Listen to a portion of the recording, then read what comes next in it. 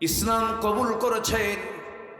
প্রথম দিকে পঞ্চম ইসলাম গ্রহণকারী ব্যক্তি যিনি ছিলেন, 5 নম্বরে যিনি দিন গ্রহণ করেছেন, সেই লোকটার নাম হচ্ছে খাব্বাব ইবনুল আরাত রাদিয়াল্লাহু তাআলা আনহু। একজন কামার। একজন কি? কামার। বেলাল হলেন দাস আর খাব্বাব হলেন কামার। কামার এলাকায় কি বলে? কামারি কয়। তো কি করে তারা? হ্যাঁ, আমরা এই জাতকে কিন্তু আমরা অনেকেই করি, মনে করি যে নিচু জাত অথবা এরকম কিছু বলি। আমরা মনে মনে ভাবি যে লোহা পিঠায় খায়, কামার কুমার, এটা ভাবি আমরা। কিন্তু আপনি কি জানেন, ইসলাম গ্রহণ করেছেন 5 নম্বরে যে ব্যক্তি, তিনি একজন কামার। জোরে কোন সুবহানাল্লাহ। একজন কামার, লোহা পিটাতেন। খাব্বাব ইসলাম কবুল করেছেন। বলা হলো, কুরাইশ এসে বলল, খাব্বাব শুনতে পেলাম তুমি নাকি ইসলাম কবুল করেছো। খাব্বাব বললেন, তুমি শুনবে কেন? দেখো আমারে, লা ইলাহা ইল্লাল্লাহ। বুকে কোনো ভয় আছে? যে ইমানদারের বুকে ভয় থাকে আল্লাহ ছাড়া, ওর ইমান আনা এখনো হয়নি নাই। ইমানদারের বুকে ভয় থাকবে একজনের, তিনি কে? আল্লাহ।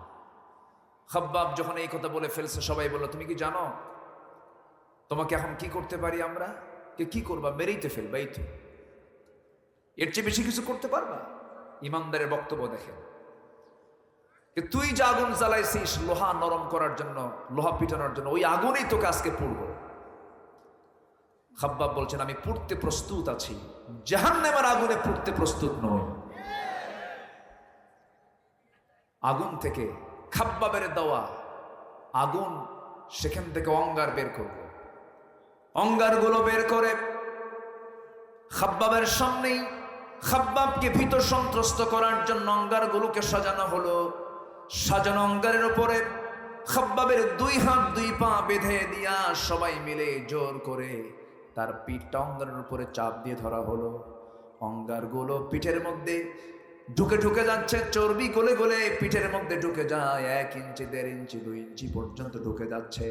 কিন্তু খাব্বাবের মুখ থেকে আওয়াজ একটা বড় বের হয় নাই। কারণ খাব্বাব মনে মনে চিন্তা করেন, আমি যদি এই অত্যাচার যদি সহ্য করতে না পেরে আল্লাহর নাম না নিয়ে যদি করি, আল্লাহ পাক তো অসন্তুষ্ট হতে পারেন। খাব্বাবের মুখ থেকে একটা আওয়াজ বের হয়েছে, লা ইলাহা ইল্লাল্লাহ, লা ইলাহা, লা ইলাহা ইল্লাল্লাহ মুহাম্মাদুর রাসূলুল্লাহ সাল্লাল্লাহু আলাইহি ওয়াসাল্লাম। আমার বন্ধুগণ, এইরকম করে যুগে যুগে আল্লাহর পছন্দের কিছু বান্দা বান্দি যারা হাসি মুখে জীবন বিলিয়ে দিয়েছেন, বাতিলদের সামনে মাথা নত করেন নাই। এখানে আজকের মাহফিল আমি লক্ষ্য করেছি, পুরুষ যেমন হয়েছেন, মারা তেমন হয়েছেন। আল্লাহ তাআলা 4 জন নারীর দৃষ্টান্ত দিয়েছেন। মায়ের একটু মনোযোগ দিয়ে শুনবেন। এই 4 জন নারীর মধ্যে একজন হলেন ঈসার মা, ঈসা আলাইহিস সালামের মা মারিয়াম বিনতে ইমরান। আরেকজন হচ্ছেন ইমরাত ফিরাউন। ফেরাউনের বউয়ের নাম কি বলেন? কি নাম? আসিয়া। আল্লাহ তাআলা এই নারীর দৃষ্টান্ত কেন দিলেন? এই নারী ঈমান যখন এনেছেন, ঈমান আনার সঙ্গে সঙ্গে তিনি পরিবার ছাড়লেন, স্বামী ছাড়লেন, রাষ্ট্র ছাড়লেন, পদবি ছাড়লেন, অর্থ ছাড়লেন, রাজদরবার ছাড়লেন, দুনিয়ার যশ খ্যাতি সব ছেড়ে দিয়া ধরলেন কাকে? আল্লাহ। তো তারা জান্নাত পাবেন না? কারা জান্নাত পাবে? আমরা তো 10 টাকা ঈমান বেচে ফেলি।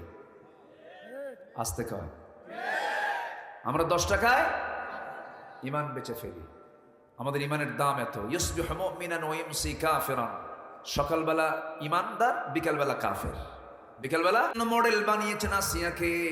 কিন্তু আজকের মায়েরা আসিয়ার নামও জানে না, এমন মহিলা বহু আছে আসিয়াকে চেনে না। কিন্তু ভারতের ওই সমস্ত চ্যানেলগুলোর নায়ক নায়িকার নাম সব মুখস্থ আছে, টনটনা। আমি কি ভুল বলছি? আসিয়াকে প্র্যাকটিস করেন, আম্মা জান আয়েশাকে প্র্যাকটিস করেন, খাদিজাকে প্র্যাকটিস করেন, ফাতিমাকে প্র্যাকটিস করেন। কি নারী তারা ছিলেন, দুনিয়াতেই তারা আল্লাহর এত সন্তুষ্ট অর্জন করতে পেরেছেন, আল্লাহ নিজে পর্যন্ত একজন নারীকে সরাসরি সালাম দিয়েছেন, তার নাম খাদিজা। জোরে বলেন সুবহানাল্লাহ। আল্লাহ নিজে সালাম দিয়েছেন। আমার বন্ধুগণ, সিয়াসী আলাইহিস সালামের সামনে যখন মহাসত্য প্রকাশ পেয়ে গেল, কালিমা গ্রহণ করলেন। কালিমা গ্রহণ করার সঙ্গে সঙ্গে বলা হলো, ফেরাউন এসে বলছে, আসিয়া আমি শুনতে পেলাম তুমি নাকি কালিমা পড়েছ, মুসার দিন গ্রহণ করে নিয়েছ। সঙ্গে সঙ্গে আসিয়া বলছেন, স্বামী আমার, আমি আপনাকে দারুণ মহব্বত করি। সেই সময়ের শরীয়তে কাফেরের ঘরে ইমানদার বউ ছিল, সেই সময় শরীয়তে এটা জায়েজ ছিল। এখনকার শরীয়তে কি জায়েজ আছে নাকি? বলেন জায়েজ আছে? জায়েজ নেই। আসিয়া আলাইহিস সালাম স্বামীকে ডাক দিয়ে বলছেন, স্বামী আমার, আপনি আমাকে এমন করে প্রশ্ন করছেন কেন? আপনি আমার মুখ থেকে শোনেন, আশহাদু আল্লা ইলাহা ইল্লাল্লাহু ওয়াহদাহু লা শারীকা লাহ। জোরে বলুন আল্লাহু আকবার। এই কথা বলার সঙ্গে সঙ্গে ফেরাউন বলছে, আসিয়া শোনো, সব তো বুঝতে পেরেছি, তুমি কালিমা পড়ে নিয়েছো। আমিও জানি তোমার রব সত্য, তোমার আল্লাহ সত্য, আমি ওইটা মানি, কিন্তু প্রকাশ করতে পারবো না, কারণ আমার চেয়ারটা চলে যাবে। এমন লোক এখনো আছে না নাই? বলেন। ফেরাউন কি বুঝতো না? একদিন ফেরাউনকে বলা হলো, প্রশ্ন করা হলো, ফেরাউন, যদি কোনো দাস তার মালিকের কথা না শুনে তাহলে কি করা উচিত? নীল দরিয়ায় সুবান দরকার। কি? নীল দরিয়ায় সুবান দরকার। মালিক মানে গোলাম যদি মালিকের কথা না শোনে, এটার উত্তর ফেরাউন কি দিল? নীল দরিয়ায়। তো ফেরাউন মরছে কোথায়? সুবান খাইছে না? সুবান খায়নি। তো ফেরাউন বোঝে কি বোঝে না? বোঝে। সম্মানিত ভাইয়েরা, আজান হয়তো 10 মিনিট আগে হয়ে গেছে, আমরা আজান হয়ে গেছে, সমস্যা নাই, আমরা নামাজও পড়ব। জোরে বলি ইনশাআল্লাহ। নামাজ আমরা পড়ব, আজান হচ্ছে হয়তো বা হবে, পর্যাপ্ত সময় আছে। আমি এখনো এখানে বসে যদি আধা ঘন্টা 40 মিনিট এখনো কথা বলি, নামাজের সময়ের মাঝামাঝি সময় আমরা নামাজ পড়তে পারবো। জোরে বলি ইনশাআল্লাহ। অতএব নামাজ কেন্দ্রিক কোনো হেডেক, কোনো চিন্তা, কোনো ব্যথা আমাদের মাথায় আনার এখন দরকার নেই। আমরা শুনছি কোরআন। জোরে বলি ইনশাআল্লাহ। কোনো চিন্তা করার দরকার নাই। এখানে এমন হুজুর আসে নাই যে হুজুর নামাজ পড়ে না। আমার দেশে কিন্তু এমন দরবারও আছে যে দরবারে নামাজও লাগে না। পানির তলে মোমবাতি বাবা বাতাসে নেবে না, বাবার নামে হালকা দিলে উজু গোসল লাগে না। আছে কিন্তু আমার দেশে এরকম দরবার আছে না নাই? খাজা দিল কর তাজা, ইসমে জালাল, গাজার কলকি খাওয়া হালাল। যেরকম নাউজুবিল্লাহ, এগুলো আছে না নাই? এগুলো ইবলিসের পাঠশালা। এমন হুজুর আমার দেশে পাওয়া যায়, সিনেমা হল উদ্বোধন হবে, দোয়ার জন্য হুজুরে ভাড়া করে নিয়ে যায়। হুজুর দোয়া করে, আল্লাহ এই সিনেমার বরকত দিয়ে দাও। মদের ফ্যাক্টরি উদ্বোধন হবে, পীর সাহেবকে দাওয়াত দেয়, বলে আল্লাহ এই মদের ফ্যাক্টরিতে ব্যবসা সফল করে দাও। যেরকম নাউজুবিল্লাহ। আছে না নাই? আছে। সব হুজুরকে এক পাল্লাই মাপবেন না। আমার দেশে এক হুজুর সরকারি খরচে হজে যান, আর আমার দেশের কিছু হুজুর কোরআন প্রতিষ্ঠার সংগ্রাম করতে গিয়ে বাতিল শক্তির কাছে মাথা নত না করে জীবন দিয়ে দেন না। আসে আছে না নাই? আমরা হকের উপরে টিকে থাকবো। জোরে বলি ইনশাআল্লাহ। আসিয়া কার বউ? ফকিরের বউ না রাজার বউ? রাজার বউ। রাজা বড় না রাজার বউ বড়? ওই দেখেন মুরব্বী কি করে, আপনার বউ তাহলে বড় আপনার কাম সারছে। সারা জীবন মুরব্বী মনে বউয়ের বউকে ভয় করছে। বউই বড়। বলেন তো, চেয়ারম্যান বড় না চেয়ারম্যানের বউ বড়?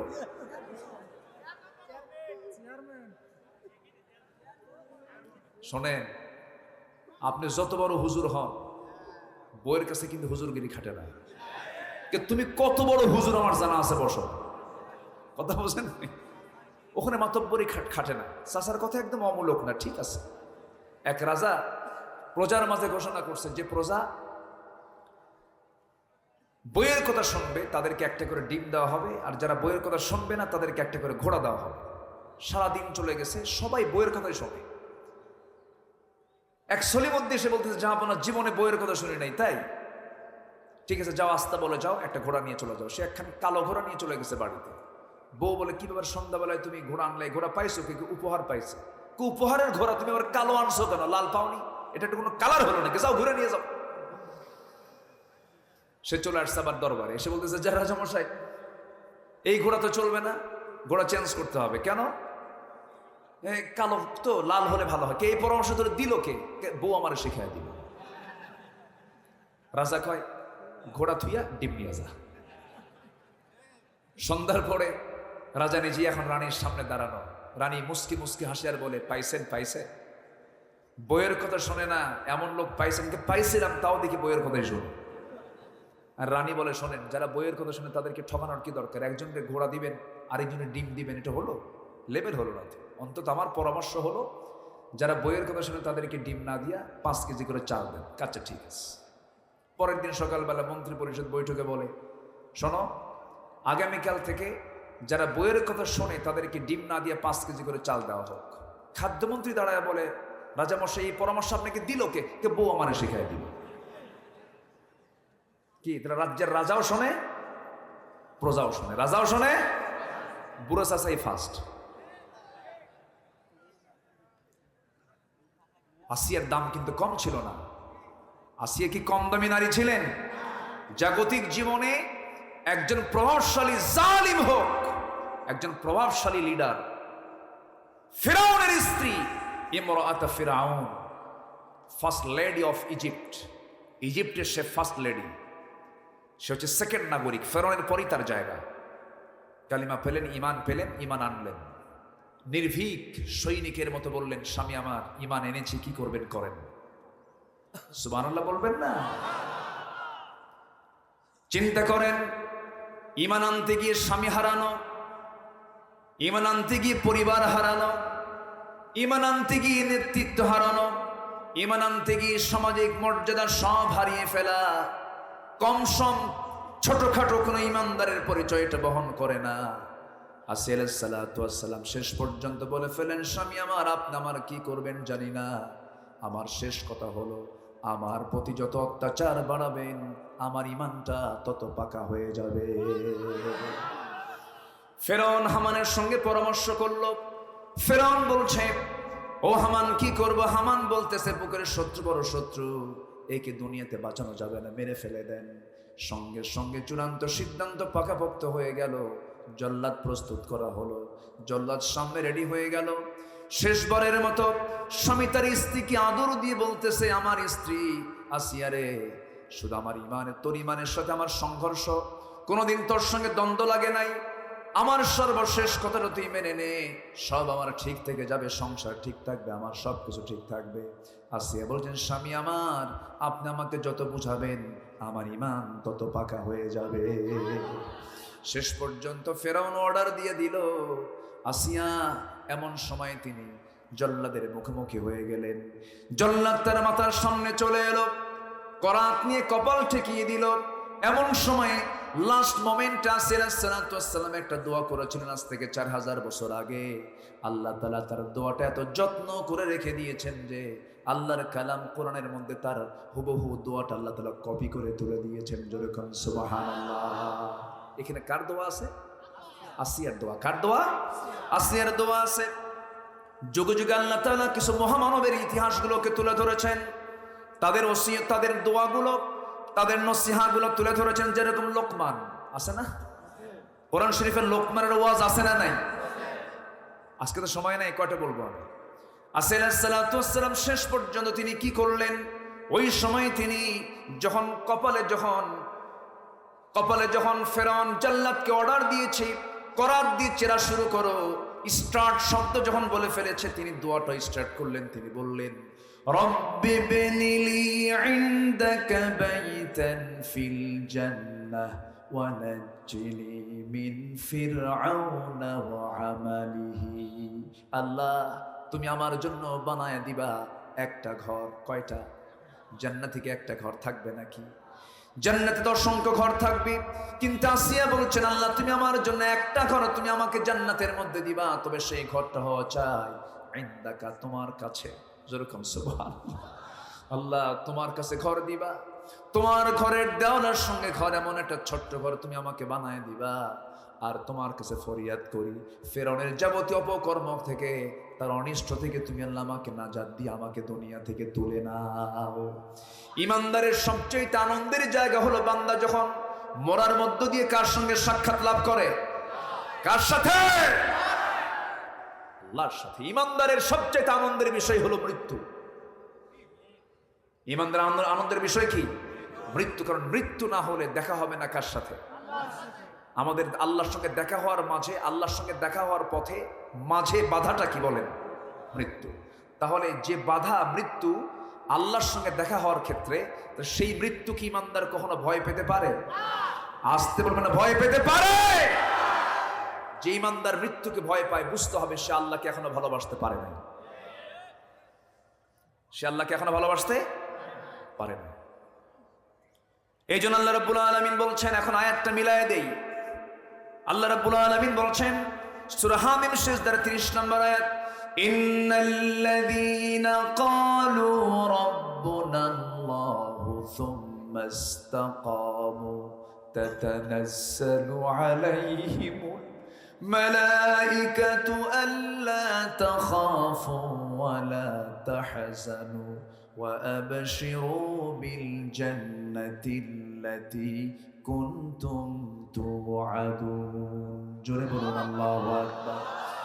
নিঃসন্দেহে যারা বলে, যারা স্বীকৃতি দেয়, এখানে কিন্তু বলা হয় না ইন্নাল্লাযীনা ক্বারাউ, আল্লাহ কিন্তু তা বলেন না ইন্নাল্লাযীনা ক্বালু, যারা বলবে, যারা পড়বে না, যারা বলবে আমার রব আল্লাহ। আমার রবকে? আরে যারা আমার রবকে। রব মানে কি? হ্যাঁ, রব মানে পালনকর্তা। রব মানে হচ্ছে আইনদাতা, বিধানদাতা, হুকুমদাতা। রব তাকেই বলা হয় যিনি সকল প্রকার অযোগ্যতা, অপূর্ণতা, ব্যর্থতা, অক্ষমতা থেকে যিনি মুক্ত, তিনি আমার কে? আসতে বলবে না, তিনি আমার কে? আল্লাহ তাআলা। যে বলবে আমার রব আল্লাহ, এবং এই কথার উপরে যে বান্দা টিকে থাকবে, এই কথার উপরে কি? টিকে থাকা, টিকে থাকতে হবে। সুদের কাছে যাওয়া যাবে না, ইস্তেকামাত সুম্মা ইস্তাকামু, সুদের কাছে যাওয়া যাবে না, জেনার কাছে যাওয়া যাবে না, মদের কাছে যাওয়া যাবে না, ঘুষের কাছে যাওয়া যাবে না, গীবতের কাছে যাওয়া যাবে না, মিথ্যা সাক্ষীর কাছে যাওয়া যাবে না, জাদুর কাছে যাওয়া যাবে না, বহুদানের কাছে যাওয়া যাবে না, বেহায়ের কাছে যাওয়া যাবে না, তারপর খুনের কাছে যাওয়া যাবে না, 2 নম্বরই করা যাবে না, প্রতিবেশীকে ঠকানো যাবে না। এই সমস্ত কাজগুলো থেকে যে বান্দা নিজেকে টিকিয়ে রাখবে, আল্লাহ বলছেন আমি তার জন্য জান্নাতের ওয়াদা করব। ওয়াদা কার? আসতে বলুন ওয়াদা কার? এক সাহাবী বললেন, হুজুর আমারে বেশি আমল দিয়েন না তো, আমারে শুধু শর্ট কিছু আমল দেন, আমি এক আমল করব, জান্নাতে যাব।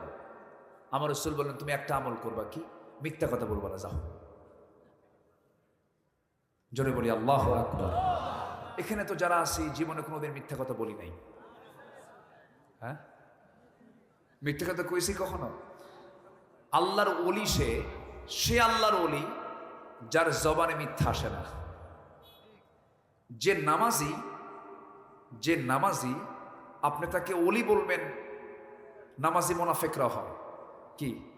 মুনাফিকরা নামাজি হয় না? হয়। কিন্তু যে বান্দা নামাজ পড়ে, ঠিক আছে, যে বান্দার মুখে মিথ্যা নাই, সে আল্লাহর ওলি। যেরকম সুবহানাল্লাহ, এটা বিশাল ব্যাপার। কিন্তু আমার দেশে সত্য কথা বেশি না মিথ্যা কথা বেশি? বলেন বলেন বলেন। এবং এই মিথ্যা কথার ক্ষেত্রে সবচেয়ে বেশি অগ্রগামী, মিথ্যা কথা বেশি বলে কারা বলেন তো?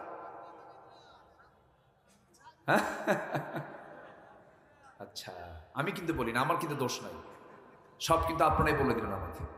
মিথ্যা কারা বলে? সম্মানিত ভাইয়েরা, কিন্তু আমার নবী তিনি কি দেশ চালান নাই? তিনি কি রাজনীতি করেন নাই? তিনি কি সমাজ চালান নাই? বলেন তো কোন ব্যক্তির জীবনে মুখ থেকে একটা মিথ্যা কথা বের হয় নাই? সেই মহান ব্যক্তির নাম কি বলেন? মুহাম্মদ সাল্লাল্লাহু।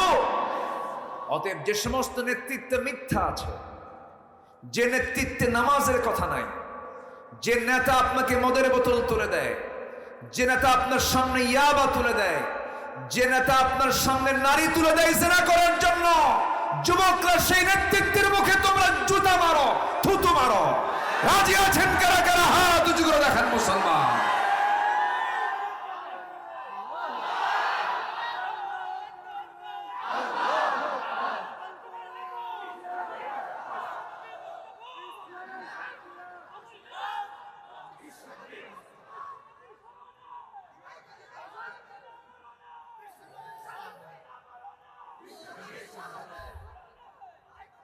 আল্লাহ কবুল করুন। জোরে বলি আমিন। আরো জোরে আমিন। আজকে জুমার দিন, এই সময়টা দোয়া কবুলের সময়, বলি আলহামদুলিল্লাহ।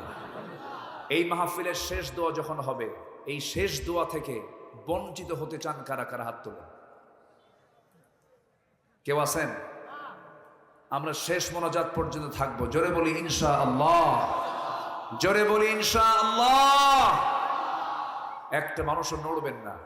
আমি আয়াতটা আস্তে আস্তে শেষের দিকে যাচ্ছি, এখনো সময় আমার হাতে বেশ আছে। আমি ঘড়ি দেখছি আর ওয়াজ করছি। ভাববেন না যে আসর নামাজ কাজা হবে।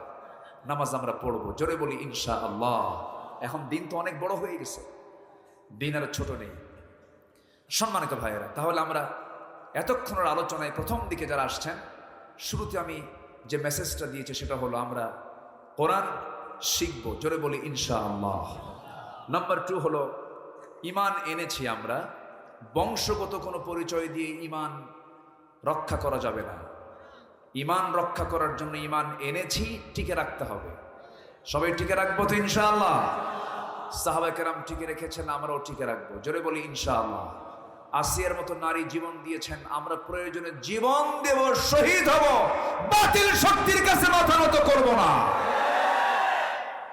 সম্মানিত ভাইয়েরা, সম্মানিত বন্ধুগণ, আমার নবীজি একদিন বসে আছেন, সাহাবে কেরাম এসে বলছেন, ইয়া রাসূলুল্লাহ, খুবাইব মার খায়, খাব্বাব মার খায়, সবাই মার খায়, সাহায্য আল্লাহর কোন দিন আসবে? রাসূল বললেন, সাহাবীরা তোমরা কি জানো আমার আগের বহু নবীকে পর্যন্ত হত্যা করা হয়েছে, শহীদ করে দেওয়া হয়েছে। এত সস্তা নয়। জান্নাত পেতে হলে পরীক্ষা করবেন কে? আসতে বলবেন, পরীক্ষা করবেন কে? যে ইমানদারের জীবনে পরীক্ষা নাই, তার ঈমান আনা এখনো হয় না। একটু কান লাগাবেন। আল্লাহ তাআলা কেন এই আয়াতটা বললেন? وَلَنَبْلُوَنَّكُمْ بِشَيْءٍ مِّنَ الْخَوْفِ وَالْجُوعِ وَنَقْصٍ مِّنَ الْأَمْوَالِ وَالْأَنفُسِ وَالثَّمَرَاتِ وَبَشِّرِ الصَّابِرِينَ। জোরে বলুন আল্লাহু আকবার। আমি তোমাদেরকে পরীক্ষা করব অবশ্যই, ভয়ের দ্বারা, ক্ষুধার দ্বারা, সম্পদের ক্ষয়ক্ষতির দ্বারা আমি তোমাদেরকে পরীক্ষা করব। আল্লাহ তাআলা ওয়াদা করছেন পরীক্ষা নেবার জন্য। সেই পরীক্ষা আমরা সবাই দিতে রাজি আছি নাকি? আমার বন্ধুগণ, যে ইমানদার নামাজ পড়বে, রোজা রাখবে, হজ করবে, দান করবে, সদকা করবে, ওই বান্দা জিকিরও করলো, কি বলে, শেষ রাতে তাহাজ্জুদ পড়লো, আওয়াবিন নামাজও পড়লো, নফল পড়লো, জিকির আজগার করলো, কিন্তু কোরআনের নির্দেশিত একটা পথ, যে বান্দা জিহাদের তামান্না রাখলো না, যে বান্দা আল্লাহর পথে খরচ করার মানসিকতা রাখলো না, আল্লাহ বলছেন তার জন্য জান্নাত কখনো হালাল হতে পারে না। এরকম নামাজি আমার দেশে আছে না? ইমানদার আছে না? নামাজে বিশ্বাসী, রোজায় বিশ্বাসী, দান সদকায় বিশ্বাসী, কিন্তু জমিন আল্লাহর দিন কায়েম হোক এটাতে বিশ্বাসী নয়। আছে না? নাই। তার ইবাদত কবুল হবে, সে জান্নাত পাবে। কারণ আল্লাহ তাআলা জান্নাত দিবেন, শর্ত হলো দুটো জিনিস। আল্লাহ তাআলা বলছেন, তুই আমাকে দুটো জিনিস দে, আমি তোকে জান্নাত দিয়ে দেব। নাম্বার 1 হলো তুই আমাকে তোর জানটা দিবি আমার পথে। জোরে সুবহানাল্লাহ। জান দেওয়া মানে কি? জিহাদের তামান্না রাখা। কিসের তামান্না রাখা? জিহাদের তামান্না রাখা। নাম্বার 2 হলো তোর মালটা দিতে হবে। তোর মাল আমাকে যদি তুই দিতে পারিস, আমি তোকে জান্নাত দিতে পারবো। সূরাতুত তাওবা 111 নম্বর আয়াতটা বাড়িতে মিলায়ে দেখবেন, পড়বেন। আল্লাহ তাআলা বলছেন, আমি জান্নাত তোর কাছে দিয়ে দিছি, তুই আমাকে দুটো জিনিস দিয়ে দে। ইন্নাল্লাহ ইশতারা মিনাল মুমিনিনা আনফুসাহুম ওয়া আমওয়ালাহুম বিআন্না লাহুমুল জান্নাহ। তুই জানমাল দিয়ে দে, আমি তোকে জান্নাত বুঝায় দেব। জোরে কান সুবহানাল্লাহ, আর জোরে কান সুবহানাল্লাহ। সম্মানিত ভাইয়েরা, মুনাফিককে নামাজে চেনা যায় না, মুনাফিককে রোজায় চেনা যায় না। মুনাফিককে চেনা যায় হলো আল্লাহর জমিনে দিন কায়েমের সংগ্রামে সে আসলো কি আসলো না, ঠিক কি না? আমরা এই ব্যাপারে সচেতন থাকবো, আমরা টিকে থাকবো মাঠে। জোরে বলি ইনশাআল্লাহ, টিকে থাকবো ইমানের ফিল্ডে। ইমান যেন শয়তান চিন্তাই করতে না পারে। আমার নবীজি মাঝে মাঝে সাহাবে কিরামকে ওয়াজ করতেন। এক সাহাবীর সামনে দাঁড়ায় বলে, হুজুর বেশি আমল করবো না, আমাকে অল্প আমল শিখায় দেন। একজনকে বলেন মিথ্যা কথা কইও না। আরেকজনকে বললেন তুমি কি আমল করবা বলো। হুজুর আপনি শিখে দেন। তুমি কি কি পছন্দ করো বলো। হুজুর আমি 4টা কাজ করব। আমার নবীজি বললেন কি কি করবে বলো। সাহাবী বললেন, ইয়া রাসূলুল্লাহ ইদা সাল্লাইতুল মাকতুবাত, 5 ওয়াক্ত নামাজ পড়বো। নাম্বার 2 হলো অসন্ত রমাদান, রমজান মাসে রোজা রাখবো। আর কি করবে বলো। ওয়া হালালতুল হালাল, হালালকে হালাল জানবো। ওয়া হারামতুল হারাম, হারামকে হারাম জানবো। ওয়ালা মাজিদ আলা যালিকা শাইআন, এই 4টার বেশি আমি 5টা করব না। আদখুলুল জান্নাত ইয়া রাসূলুল্লাহ, আমি কি জান্নাত পাবো নাকি বলুন। রাসূল মুস্কি হাসি মেরে বললেন, ও বান্দা তুমি জান্নাতি। জোরে কান সুবহানাল্লাহ। আমরা কি হালাল ধরতে পেরেছি? কই, আমরা কি হালাল ধরতে পেরেছি? সুদের সাগরে আজকে হাবুডুবু খাচ্ছি। 3 কিস্তি চলছে এখন, কে জেনে কইল না। সুদের সাগরে আমরা হাবুডুবু খাচ্ছি, সুদের মোহরা চলছে। আজ অনেক নামাজি সুদখোর আছে না নাই বলেন? আচ্ছা, এরকম দাড়িওয়ালা না, এত বড় দাড়িওয়ালা। আমার বন্ধুগণ, তাহলে রাসূল যে বললেন তুমি জান্নাত পেয়ে যাবে, 4টা কাজ করবে, এটা মাথায় রাখবো। আমরা মিথ্যা কথা বলবো না। আমার নবীজি মাঝে মাঝে আলোচনা করতে করতে আবার ইতিহাসের দিকে যেতেন। এরকম করে একদিন সাহাবে কেরাম কি নামে রাসূল আলোচনা করছিলেন। আলোচনার মাঝে বলে ফেললেন সাহাবীরা, আমি কি বনি ইসরাইল গোত্রের কিছু ইতিহাস তুলে ধরবো না কি বলো। সাহাবীরা বলেন, ইয়া রাসূলুল্লাহ আপনি বলেন। আমার নবীজি বললেন, শোনো, বনি ইসরাইল গোত্রের 3জন ইয়াং, 3জন যুবক একসঙ্গে তারা বাড়ি থেকে বের হলো। কোন একটা সফরে তারা বের হয়ে গেছে। হঠাৎ করে প্রতিমধ্যে প্রচন্ড ঝড় উঠে গেছে। পাহাড়ি ঝড় যখন শুরু হয়ে গেল, পাহাড়ি অঞ্চল, প্রচন্ড ঝড়ের কবল থেকে বাঁচার জন্য এই 3টা যুবক করলো কি, বাঁচার জন্য তারা একটা পাহাড়ের গর্তের মধ্যে ঢুকে গেছে। ঝড় থামলে সেই পাহাড়ের গুহা থেকে তারা বের হয়ে চলে যাবে এক নির্দিষ্ট গন্তব্যের দিকে। কিন্তু দেখা গেল এমন একটা ঝড় আসলো, ঝড়ের সঙ্গে বৃষ্টিও শুরু হয়ে গেল। পাহাড়ি ঢল যখন শুরু হয়ে গেছে, ওই পাহাড়ের উঁচু থেকে একটা বড় ওজনের পাথর এসে যে গুহার মধ্যে তারা আশ্রয় নিয়েছিল, সেই গুহার মুখটা এসে ঢেকে গেছে পাথর দিয়া। বিশাল ওজনওয়ালা পাথর আটকে গেছে 3 যুবক। মুখটা শুকায় গেছে, দিলটা ভিতরে সন্ত্রস্ত হয়ে গেছে। এই 3জন যুবক নিশ্চিত তারা বুঝে নিয়েছে আমাদের মৃত্যু ছাড়া কোনো গতি নাই, আমরা এখানেই মরে যাচ্ছি।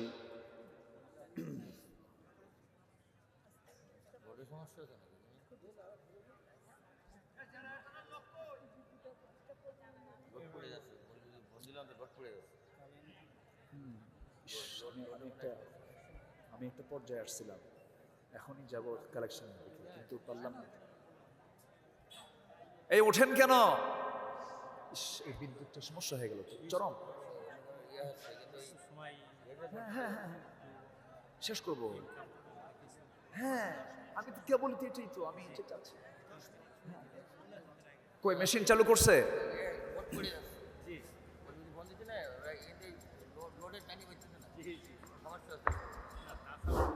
ভাইরে, আমি সবার কাছে আমার দিকে তাকান, আমি করো জেনে মিনতি জানাই, একটু বসেন। মাহফিলের বাগান আপনি যদি নষ্ট করেন, শৃঙ্খলা ভঙ্গের মামলা দুনিয়াতে নাই? শৃঙ্খলা ভঙ্গের মামলা দুনিয়াতে আছে না নাই? এটা কোরআনের মাহফিল, এখানে ফেরেশতা আছে না নাই? আপনি ওঠার কারণে যদি শৃঙ্খলা ভঙ্গ যদি ফেরেশতারা মনে করে, যদি মামলা দেয় একটা, তাহলে কি করবেন? কোরআনের মাহফিল, দয়া করে বসেন, একটা লোক উঠবেন না, বসেন। এই যে ভাই, বাচ্চা নিয়ে বসেন, বসেন বসেন, একটা লোক উঠবেন। আজকে বারবার বিদ্যুৎ একটু বিঘ্নিত হচ্ছে, আমার দিকে একটু তাকান। ওই তিনজন পাহাড়িয়া গর্তের মধ্যে অবস্থানরত যুবক, তারা চরম টেনশনে পড়ছে। সেই সময় মনে করতেছে, আল্লাহ তুমি ছাড়া তো বাঁচার কেউ নাই, কেউ আমাদেরকে বাঁচাতে পারবে না। তোমার কাছে ফরিয়াদ করি, আল্লাহ এই বিপদ থেকে তুমি আল্লাহ আমাদেরকে বাঁচাও। এক যুবক দোয়া করে, আল্লাহ আমি জীবনে তেমন কোনো ভালো আমল করতে পারিনি। দোয়া করার একটা সিস্টেম আছে, আমরা শেষে এসে দোয়া করব। আমাদের সবার জীবনে কিছু ভালো আমল আছে না নাই? আসতে বলবেন না, আছে না নাই?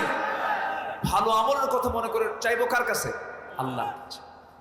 এই তিন আল্লাহর গোলাম, তিন দিকে তিনজন বসে গেছে, ডাকতেছে কাকে? জীবনটা দিয়েছেন কে? জীবনটা নিবেন কে? আবার রক্ষা করবেন কে? সে আল্লাহর কাছেই। এই তিনজন তিন দিক হয়ে আল্লাহর কাছে চাচ্ছে।